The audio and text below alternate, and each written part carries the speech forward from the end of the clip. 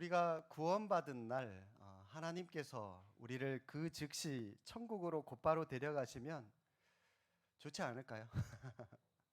이 땅에서 그죠? 더 이상 죄도 안 짓고 천국 갈지 안 갈지 걱정 안 해도 되고 맘 편하니 그냥 천국 곧바로 가면 참 좋을 텐데, 근데 하나님은 그렇게 하지 아니하시고 우리를 이 땅에 고스란히 남겨두셨습니다. 왜 그렇게 하셨을까요? 그것은 내 곁에 구원받아야 할 사람들이 남겨져 있기 때문입니다. 우리가 받은 복을 함께 나누어야 할 사람들이 내 주변에 있고, 또 선행으로 그들을 섬겨야 할 사람들이 우리 주변에 있기 때문에 선행하며 살아가라고, 사랑하며 살아가라고, 복음 전하며 살아가라고 하나님은 구원받은 즉시 우리를 천국으로 데려가지 아니하시고 이 땅에 그대로 남겨두셨습니다. 우리가 구원받고 이 땅에 살아가는 목적이 무엇입니까? 하나님을 섬기고 또 구원받은 공동체인 교회를 섬기고 이웃을 섬기는 선을 행하는 것이 우리가 살아가는 삶의 목적입니다. 양선이라고, 오늘 이 성령의 열매 양선에 대해서 우리가 공부를 할 텐데, 이 말이 조금 어려운 말이에요, 그죠? 근데 영어로 보니까 good deeds, 선행이라고 되어 있어요. 선행, 말 그대로. 양선을 풀어보면은 선을 베풀다, 선을 행하다, 그 말입니다. 여러분, 이 성령의 9가지 열매, 저와 함께 다시 한번 순서를 쫙 한번 정리해 볼까요? 처음에 뭐니 해도 제일 먼저 뭐가 등장하죠? 사랑, 그 다음 희락, 그 다음 화평, 오래 참음, 자비, 양선, 충성, 온유, 절제. 예, 감사합니다. 마스크를 쓰고 있으니 티가 안 납니다. 네, 다음 주는 벗고 합시다. 이제 내일부터 마스크 벗어도 되는데, 다음 주는 이제 얼굴을 다 다 보고 제가 직접 볼 테니까, 한 번 더 할 테니까 여러분 이 탄로나지 않도록 잘 9가지 잘 익히고 계셔야 됩니다. 네. 지난 시간에 우리가 자비에 대해서 말씀을 나눴는데, 3주 전이죠. 이 자비하고 양선은 닮은 데가 있습니다. 자비라고 하는 것은 선한 마음입니다. 자, 이 자비는 긍휼한 마음입니다. 선한 마음, 그냥 마음의 상태예요. 마음의 상태라면, 양선이라고 하는 것은 이 선한 마음을, 이 자비가 행동으로 표현되는 겁니다. 그게 양선이에요. 그러니까 이 자비하고 양선은 연결되는 거죠. 양선은 곧 행동하는 사랑을 말씀하는 겁니다. 자비는 인간이 가지고 있는 품성이 아니라 하나님의 속성이다라고 말씀을 드렸습니다. 왜요? 성령의 열매니까. 성령님께서 맺히게 하는 열매니까 하나님의 속성일 수밖에 없는 거죠. 마찬가지로 이 양선도 하나님의 속성입니다. 마태복음 19장 17절에 보니까 이런 말씀이 있습니다. 예수께서 이르시되 어찌하여 선한 이를 내게 묻느냐? 선한 이는 오직 한 분이시니라. 하나님만 오직 선한 분이시다라고 예수님께서 말씀하고 있는데, 선한 이가 오직 한 분이시다라고 하는 이 말은, 오직 이 선이라고 하는 것은 오직 누구에게만 하나님께만 속한 것이다라고 예수님도 이 선이 하나님의 속성임을 말씀하고 계신 그런 내용입니다. 초대교회의 성령의 임재가 가장 강력하게 나타났을 때 가장 크게 열매 맺었던 성령의 열매가 바로 이 양선이었어요. 초대교회의 양선에 대해서 이렇게 표현합니다. 사도행전 2장에 보니까요, 믿는 사람들이 다 함께 있어 모든 물건을 서로 통용하고, 또 재산과 소유를 팔아 각 사람의 필요를 따라 나눠줬다. 이게 선행이죠. 이게 양선이죠. 초대교회는 이처럼 생명을 걸고 복음을 나누었습니다. 그리고 힘껏 물질을 나누고 사랑을 나누었습니다. 성도들이 가는 곳마다 이처럼 어디든지 선행이라고 하는 것이 있었다는 것이죠. 우리 주변에 보면은 선하고 착한 사람들이 굉장히 많이 있는 것 같습니다. 심지어 하나님을 알지 못하는 사람들 중에도 법이 필요 없는 착한 사람들이 더러 있는 것 같은데, 여러분, 우리는 그것을 어떻게 이해해야 될까요? 우선 그들의 선행에는 한계가 있을 수 있습니다. 내가 선하게 행동했는데도 불구하고 상대가 나에게 선을 베푸는 것이 아니라 오히려 나에게 더 악으로 다가온다든지, 아니면 나는 선을 행동을 했는데 오히려 선을 했으면 좋은 이익들로, 좋은 일들로 결과가 나야 되는데 오히려 큰 손해가 되돌아왔을 때엔 그들의 선은 한순간에 무너질 수 있다는 거죠. 또 그들의 선행의 배후에는 어쩌면은 이기심이나 자신을 드러내고자 하는 교만이라고 하는 것이 은근히 숨어 있을 수 있습니다. 때로 그들의 선행이란 자기 과시를 위한 또 다른 표현일 수도 있기 때문입니다. 하나님이 없는 선행, 또 하나님이 주시지 않은 선행은 결국 하나님을 부인하게 만들어요. 그래서 하나님이 아니라 자기 이름을 드러내고 자신의 그 모습을 드러내는 그런 일들로 쓰여지게 되는 것이죠.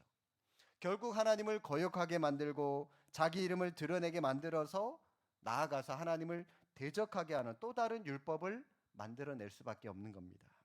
그것이 바로 사탄의 전략이에요. 하나님의 마음이 없는 인간의 선행을 해서 하나님을 대적하는 악으로까지 발전하게 만드는 것, 그게 바로 인간의 선행의 한계다라고 하는 겁니다. 그러나 오늘 본문에 말씀하는 이 양선이라고 하는 것은 성령의 열매입니다. 성령 충만함과 함께 맺혀지는 열매고, 빛이신 예수님께서 내 안에 임할 때 맺혀지는 열매다라고 할 수가 있는 것입니다. 창세기 50장에 보면은 요셉의 신앙 고백이 나옵니다. 하나님을 뭐라고 고백하냐면 그것을 선으로 바꾸시는 하나님이다라고 하는 그의 고백이 나옵니다. 여러분 한번 앞에 자막 한번 보십시오. 그들이 다 저거 사도행전이구나. 네. 넘어갈게요. 없죠? 네. 50장 20절 말씀, 당신들은 나를 헤아려 하였으나 하나님은 그것을 선으로 바꾸사 오늘과 같이 많은 백성의 생명을 구원하게 하시려 하셨나니. 당신들은 나를 죽이려고 했지만 하나님은 그것을 선으로 바꾸셨습니다라고 얘기를 하고 있는 거죠. 요셉은 어린 나이에 형들의 시기와 미움으로 인신매매를 당했습니다. 종으로 팔려갔어요. 머나먼 이방 땅에 종으로 살아가고 있습니다. 거기다가 이 보디발의 아내가 내 다리 긁어달라 그러는데 안 긁어줬다가 모함까지 받게 되죠. 그래서 감옥까지 갇히게 됩니다. 그러나 하나님이 요셉과 함께 하심으로 말미암아 요셉은 당시 세계를 지배했었던 애굽의 총리가 되었습니다. 요셉이 형들의 손에 팔려간 뒤 13년이 지나고 나서 무대의 장면이 완전히 바뀌게 됩니다. 요셉의 형들이 온 천하의 흉년이 들었을 때 양식을 구하기 위해서 애굽으로 찾아오게 되죠. 그리고 총리인 요셉 앞에 다들 무릎을 꿇고 절을 하게 됩니다. 요셉은 이 장면에서 여러 번 통곡을 합니다. 아마 반갑기도 하고 한편으로는 분하기도 하고 지난 세월이 억울하기도 했을 것이고 감사하기도 했을 것이고 또 다른 한편으로는 내가 저놈들을 어떻게 할까 이런 마음 혹 가졌을지도 모르겠습니다. 그러나 요셉은 형들을 깨끗하게 용서해 줍니다. 참 아름다운 모습이죠. 형님들이 나를 이곳에 팔았지만 근심하지 마십시오. 한탄하지 마십시오. 내가 보복하지 않을 테니까 걱정하지 말라는 말입니다. 왜냐하면 하나님이 우리 모두의 생명을 구원하시려고 나를 당신들보다 먼저 이곳에 보내셨기 때문입니다. 하나님의 섭리를, 하나님의 역사를 고백하고 있다는 것이죠. 성도 여러분, 요셉의 이 아름다운 선행, 이 용서라고 하는 것이 어디에서 나온 것일까요? 무엇이 이 멋진 선행을 가능하게 만들 수 있었을까요? 바로 이거죠. 당신들은 나를 헤아려 하였으나 하나님은 그것을 선으로 바꾸사. 바로 하나님을 선하신 선으로 바꾸시는 분이시다라고 고백하고 있는 겁니다. 악한 환경을 선한 환경으로 바꾸시는 분, 악한 사람을 선한 사람으로 바꾸시는 분, 악한 성품을 선행으로 바꾸시는 분이라고 고백하는 것입니다. 이처럼 내가 지금 당신들에게 행하고 있는 이것이 선이라면 이 선은 내 것이 아니요 하나님의 것입니다 라고 고백하고 있는 것입니다. 나는 내 힘으로 용서할 수도 선을 행할 수도 없다. 하나님이 나를 바꾸셨으니 하나님의 마음으로 당신들을 용서하고 선행을 베푼다 라고 하는 것, 이것이 바로 요셉의 고백이었습니다. 이 고백이 우리 모두에게 있기를 주님의 이름으로 축복합니다. 예수 그리스도는 악을 선으로 바꾸어 주시려고 이 땅에 오셨습니다. 하나님께서 하시는 일 가운데 가장 큰 일은 바로 바꾸시는 일이에요. 무엇을 무엇으로 바꾸십니까? 사탄이 망쳐놓은 세상, 죄로 말미암아 타락한 세상을 바꾸시려는 하나님의 일을 예수 그리스도를 통하여 나타나셨습니다. 요셉이 악을 선으로 바꾸셨다라고 하는 이 말은 구원적인 사건을 말하는 겁니다. 당신들은 나를 죽이려고 했지만 하나님은 나를 살려주셨습니다. 내가 살아남으로 말미암아 당신들도 살아나게 되었습니다. 이런 얘기를 하는 거죠. 요셉은 악을 선으로 바꾸시는 하나님을 통하여 장차 인간의 모든 악을 선으로 바꾸실 예수 그리스도의 오심을 보게 되었던 것이죠. 여기 이 말씀에 유의해야 됩니다. 50장 20절 하반절에 많은 백성의 생명을 구원하게 하시려 하셨나니, 이 말씀은 만민을 구원하러 오실 예수 그리스도 메시아에 대한 그런 신앙의 고백이 담긴 고백이죠. 유대인들은 예수님을 십자가 형틀에 매달아 죽게 했습니다. 그러나 하나님은 예수님을 생명의 부활로 바꾸어 주셨습니다. 그러므로 누구든지 그를 믿는 자마다 멸망에서 생명으로 바꾸어 주실 수 있는 분이시죠. 예수님은 우리의 운명을 바꿔 주시려고 이 땅에 오신 분이세요. 우리에게 선으로 바꾸어 주시려고 찾아오십니다. 교회도요, 바꾸어 주는 곳이어야 돼요. 무엇이든지 있는 모습 그대로 교회에 오기만 하면은 반드시 선으로 바꾸어 주시는, 바꿀 수 있는 그런 곳, 그곳이 바로 교회가 되어야 되는 겁니다. 죄인을 의인으로 바꾸어 주십니다. 가난한 자를 부유한 자로 바꾸어 주십니다. 실패한 자를 성공한 자로 바꾸어 주십니다. 불평 불만이 많은 사람을 감사와 찬송이 많은 사람으로 바꾸어 주십니다. 부정적인 사람을 긍정적인 사람으로 바꾸어 주십니다. 무능한 사람을 유능한 사람으로 바꾸어 주십니다. 세상에서 버림받은 자를 천국의 귀한 하나님의 자녀로 바꾸어 주십니다. 무거운 인생의 문제로 시달리는 사람을 오히려 남의 문제까지 해결해 줄 수 있는 능력의 사람으로 하나님께서는 우리를 바꾸어 주시는 것입니다. 하나님은 이처럼 악을 선으로 바꾸어 주시는 분이세요. 잠시 여러분의 형편이 어렵고 힘들어도, 내가 찾아온 기회가 악하고 또 괴로워도, 여러분 지금 여러분의 처한 그 환경만 바라보지 마시고 그것을 선으로 바꾸어 주시는 주님을 다시 한번 신뢰할 수 있기를 바랍니다. 그분의 신실하심을 믿고 그분의 선하심을 인정하시기를 주님의 이름으로 축복합니다. 하나님께서 우리를 지으신 목적이 있습니다. 우리를 구원하신 목적, 다시 한번 본문 10절 말씀 다시 한번 보십시오. 함께 한 번 더 읽겠습니다. 우리는 그가 만드신 바라 그리스도 예수 안에서 선한 일을 위하여 지으심을 받은 자니, 이 일은 하나님이 전에 예비하사 우리로 그 가운데서 행하게 하려 하심이라. 예, 볼펜 가지고 계시면, 형광펜 가지고 계시면 중간에 한번 줄쳐 볼까요? 왜 우리를 만드셨다고요? 예수 안에서, 그리스도 예수 안에서 선한 일을 위하여, 선한 일을 위하여 우리를 만드셨답니다. 우리는 예수 그리스도 안에서 선한 일을 위하여 지음받은 하나님의 사람들입니다. 아이들은 물건이 사용될 목적을 잘 알지 못하고 그 물건을 막 함부로 막 다루죠. 마찬가지로 영적으로 미숙한 사람들은 자기 인생의 목표를 잘 알지 못합니다.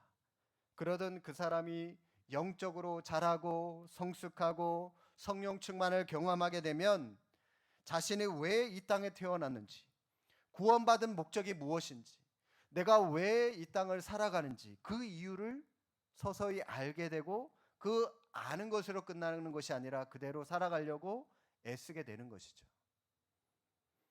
어떤 사람이 두 눈을 같이 사용했다가는 두 눈 다 나빠질 것 같은 그런 마음이 들었어요.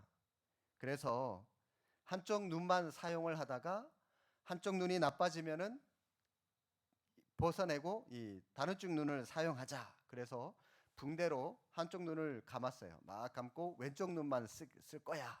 그러면서 살았는데 세월이 흐른 다음에 이 계속 쓰던 왼쪽 눈이 나빠졌습니다. 자, 이때다 싶어서 오른쪽 눈 붕대를 풀었더니 어떻게 됐을까요? 예, 어떻게 아세요? 오른쪽 눈도 손을 쓸 수 없게 그렇게 눈이 완전히 또 같이 망가져 버렸다는 거죠. 여러분 기억하시기를 바랍니다. 사용하지 않는 것은 아끼는 것이 아니라 버리는 것입니다. 그래서 여러분 이 캄캄한 동굴에 살고 있는 물고기들 눈이 많이 태화되어 있다고 그런 얘기들 많이 들어보시지 않았습니까? 마찬가지예요. 오늘 구원받은 그리스도인들이 그들이 속한 교회를 섬기지 않기 때문에 이 땅의 교회들이 점점 태화되어 가고 있다는 것입니다. 전도의 은사를 가진 사람들이, 전도의 사명을 가진 우리가 전도의 사역을 하지 않기 때문에 이 땅의 구원의 문이 닫히기 시작한 겁니다.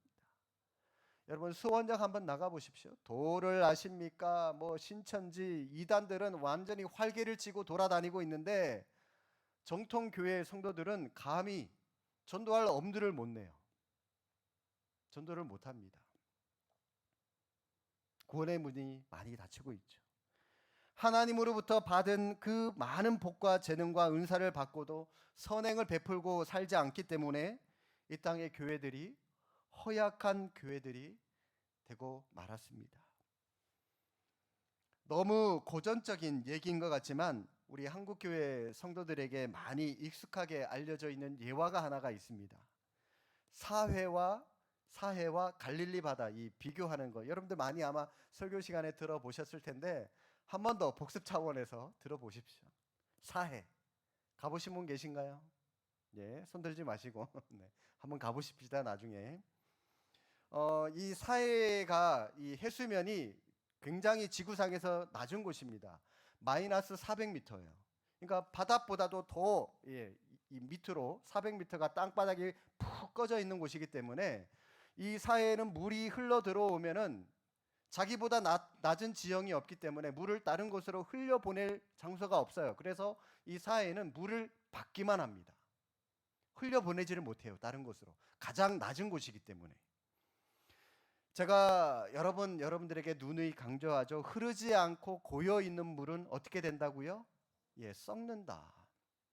제가 많이들 강조해서 말씀드렸듯이 마찬가지로 이 사해도 죽을 사자를 써서 죽은 바다입니다.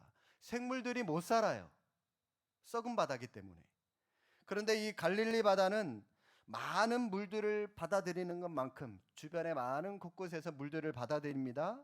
계속해서 사해로 요단강을 통해서 물을 흘려보내요. 다른 곳으로. 그래서 요단강을 통해서 야복강으로도 물이 가고 여러 곳으로 사해로 이렇게 쭉쭉 가는데 그렇기 때문에 거기에는 늘 생명이 풍성하고 많은 물고기들이 살아가고 있습니다. 이것이 바로 신앙의 원리인 것 같아요. 우리가 주님의 몸된 교회에서 은혜를 받는 것 너무나도 귀하고 소중한 일입니다. 그러나 받은 은혜를 흘려보내지 않고 계속해서 내가 받기만 하고 내가 간직하고만 있으면 그 은혜도 고여있는 물처럼 사해처럼 언젠가는 무의미해져 버리게 됩니다. 아니 무의미한 것을 넘어서 썩을 수도 있어요. 은혜라고 하는 것도요. 은혜 받은 것보다 더 귀한 것은 받은 은혜를 나눌 줄 아는 겁니다. 계속해서 흘려보내는 거, 이게 더 필요하다라고 하는 것이죠. 받은 은혜를 가지고 하나님을 섬기고 교회를 섬기고 다른 사람들을 섬기는 거 굉장히 중요합니다. 성령의 사람들의 삶의 방식, 바로 이 양선이죠. 양선. 은혜를 받는 것도 귀하지만 더 귀한 것은 받은 은혜를 가지고 나누면서 살아가는 것. 나를 필요로 하는 사람 곁에 내가 있어주는 것, 내 것을 아끼고 그것이 필요한 사람들에게 나눠줄 줄 아는 것, 여러분, 이게 다 양선이고 선을 베푸는 것이죠. 이런 모습이 우리에게 필요합니다. 우리는 선한 일을 위해 지음을 받았습니다. 오늘 말씀처럼, 그렇죠? 우리가 하나님을 섬기며 살아갈 때에 하나님이 지으신 그 목적대로 우리는 살아가는 것이 필요합니다. 어떤 분은 하나님은 섬기고 싶은데 교회 사역은 싫다라고 말씀하는 분이 계신데, 그럴 수는 없어요. 왜요? 교회가 주님의 몸이기 때문에, 주님의 몸을 섬기는 것이 곧 하나님을 섬기는 것이기 때문에 여러분, 교회 섬기는 거 필요합니다. 이게 주님을 사랑하는 겁니다. 어떤 사람은 하나님을 섬기고 싶은데 다른 사람, 다른 지체 섬기는 거, 공동체에 소속되어 있는 거, 이거는 또 싫다고 얘기를 합니다. 이조차 또 그럴 수는 없어요. 내 주변에 있는 소중한 지체들을 섬기는 것이 곧 하나님을 섬기는 것이기 때문입니다. 우리는 하나님의 은혜로, 선물로, 공짜로 구원을 받았습니다. 구원받은 이유가 무엇이라고요? 무엇입니까? 섬기기 위해서 구원받았습니다. 나누기 위해서 구원받은 겁니다. 우리는 하나님과 이웃을 섬기기 위해, 나누기 위해 구원받은 존재들이죠. 다른 사람을 섬기며 살아가는 사역, 이것이 바로 양선이고 선행입니다. 사랑하는 성도 여러분, 오늘 말씀처럼 양선의 씨앗도 우리 삶 가운데 뿌려질 수 있기를 바랍니다. 하나님께서 나를 바꾸시고 나의 환경을 바꾸어 주시고 내 삶을 바꾸어 주신 것, 뭐 하라고요? 양선을 베풀어라, 선을 베풀어라, 그런 뜻으로 하나님께서 우리의 삶을 바꾸어 주신 것이죠. 선으로 바꾸사 선한 일을 하게 하신 선하신 하나님을 찬양하는 우리의 삶이 될 수 있기를 주님의 이름으로 축복합니다. 기도하겠습니다.